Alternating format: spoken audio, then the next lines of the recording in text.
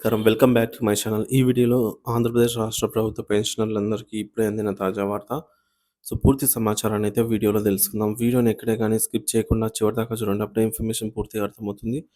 Video చూస్తున్న ప్రతి ఒక్కరు వీడియోకి లైక్ చేయండి ఫ్రెండ్స్. ఈ వీడియోని తోటి పెన్షనర్ మిత్రులతో అయితే ఉద్యోగ పెన్షనర్లతో షేర్ చేయండి. కొత్తగా మన ఛానల్ చూస్తున్నవారు ఇంకా ఎవరైనా సబ్స్క్రైబ్ చేసుకున్నట్లయితే వెంటనే మన ఛానల్ సబ్స్క్రైబ్ చేసుకోండి. దీని ద్వారా నేను చేసే లేటెస్ట్ వీడియోస్ అన్నీ మీ వరకు రీచ్ అవుతాయి. ఇక ఆలస్యం చేయకుండా వివరాల్లోకి అయితే వెళ్ళిపోదాము. ఫ్రెండ్స్, ఇక విషయానికొచ్చినట్లయితే ఆంధ్రప్రదేశ్ రాష్ట్ర ప్రభుత్వ పెన్షనర్లలో ఏవైతే వారికి రావాల్సినటువంటి బెనిఫిట్స్ ఉంటాయో వాటి గురించి పెన్షనర్లు ఏమంటున్నారనేది ముందుగా అయితే తెలుసుకుందాము. మన ఛానల్ ద్వారా.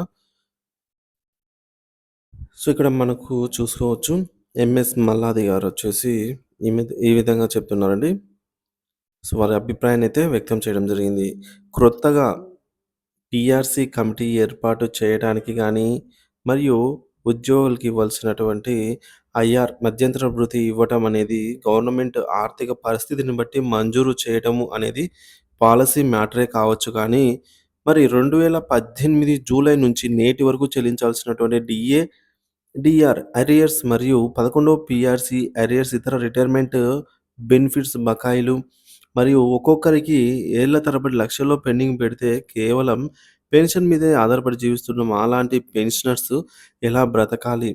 రాష్ట్ర ఆర్థిక స్థితి బాగోలేకున్నా జగన్ ప్రభుత్వం కంటే తామే మెరుగైన సంక్షేమ పథకాలు అమలు చేస్తున్నామని చెప్పుకోవడానికి ఎన్నికల సమయంలో రకరకాల హామీలను గుప్పించి తీరా అధికారంలోకి వచ్చాక యథావిధిగా తమ సహజ స్వభావ సిద్ధమైన నైజాన్ని ప్రదర్శిస్తున్న చంద్రబాబు నాయకత్వంలోని కూటమి ప్రభుత్వం ఏర్పాటై సుమారు ఏడాది కావస్తున్నా ఇంకా ఇప్పటికీ పెండింగ్‌లో ఉన్నటువంటి అరియర్స్‌లో ఒక్క రూపాయి కూడా విడుదల చేయలేదు. పైగా ఇప్పట్లో విడుదల చేయలేనని చేతులు ఎత్తేయడం నమ్మక ద్రోహానికి, నయవంచనకు బ్రాండ్ అంబాసిడర్‌గా పేరు తెచ్చుకుంది ప్రస్తుత కూటమి నాయకత్వం. అదే సమయంలో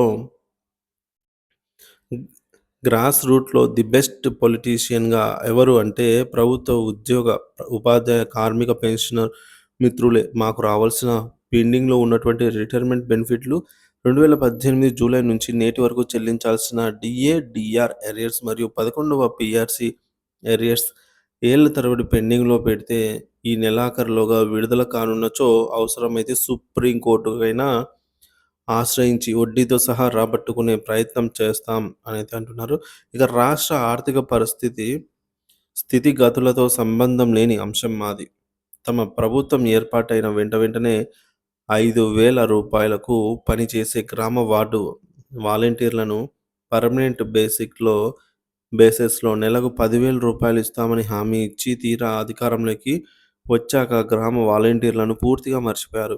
ఈ ప్రజాస్వామ్య వ్యవస్థలో అధికారం ప్రజలదే. అధికారంలోకి వచ్చాక విర్రవీగినంత ఎంతోమంది హేమీలు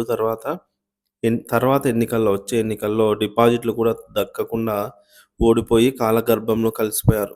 చూద్దాం రాబోయే కాలం ఎలాంటి మార్పులు రానున్నదో అనైతే తన అభిప్రాయాన్ని వ్యక్తం చేశారు. ఇక్కడ ముఖ్యంగా మనం గమనించాల్సింది ఏంటంటే, ప్రభుత్వ ఆర్థిక పరిస్థితికి సంబంధం లేనటువంటి అంశాలైన కొన్ని వాటిని కూడా ప్రభుత్వం కనీసం ఇంకా వాటి గురించి పట్టించుకోవటం లేదు. ఇప్పుడు డిఆర్ అరియర్స్ అయితేనేమి, 11వ పీఆర్సీ అరియర్స్ అయితేనేమి, ఇక రిటైర్మెంట్ బకాయిలు అయితేనేమి, ఏళ్ల తరబడి లక్షల్లో కేవలం ఒక్కొక్కరికి 2-4 లాక్స్ వరకు రావాల్సి ఉంది. వాటన్నిటిని పెండింగ్‌లో పెడితే కేవలం పెన్షన్ మీదే ఆధారపడుతున్న వారికి ఏవైనా హఠాత్తుగా అవసరం వచ్చి ఏదైనా పెళ్ళు లేదా ఇల్లు, గృహాలు ఇలా నిర్మించుకోవాలనుకున్న వారికి కూడా మధ్యలో ఎటువంటి వారికి సహాయం అందని పరిస్థితుల్లో వాళ్ళు ఎలా బ్రతకాలి అని చెప్పి క్వెషన్ చేయడంలో ఈ విధంగా అయితే మన తోటి పెన్షనర్ ఈ విధంగా అయితే తెలియజేశారండి. దీనిపై మీ అభిప్రాయాన్ని కామెంట్ ద్వారా తెలియజేయండి. అలాగే మరొకరు ఈ విధంగా అయితే చెప్తున్నారు. సార్, పీఆర్సీ అరియర్స్‌లో భాగంగా 2021 డిసెంబర్ 31న రిటైర్ అయిన వారికి పాత పీఆర్సీ ప్రకారం 300 రోజుల హాఫ్ పే లీవ్స్ ఇచ్చారు. కొత్త పీఆర్సీ ప్రకారం ఇవ్వలేదు. ట్రెజరీ వారిని అడిగితే జీవో రావాలని అంటున్నారు.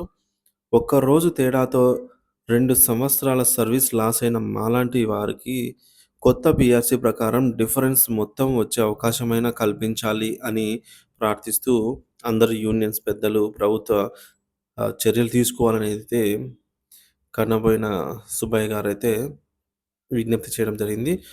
సో, ఈ విధంగా ప్రభుత్వం వీటన్నిటిని గూడా ఏవైతే బెనిఫిట్స్ సరిసమానంగా ఉండాలో వాటిని మరి ఒకసారి వారికి అమలయ్యేలాగా చూడాల్సిన బాధ్యత అయితే ప్రభుత్వం పైన ఉంది. సో, ఇలాగే మీకేమైనా కా సమస్య ఉన్నట్లయితే కామెంట్ ద్వారా తెలియజేయండి ఫ్రెండ్స్. మిగతా మన మిత్రులకైతే రీచ్ చేస్తాను.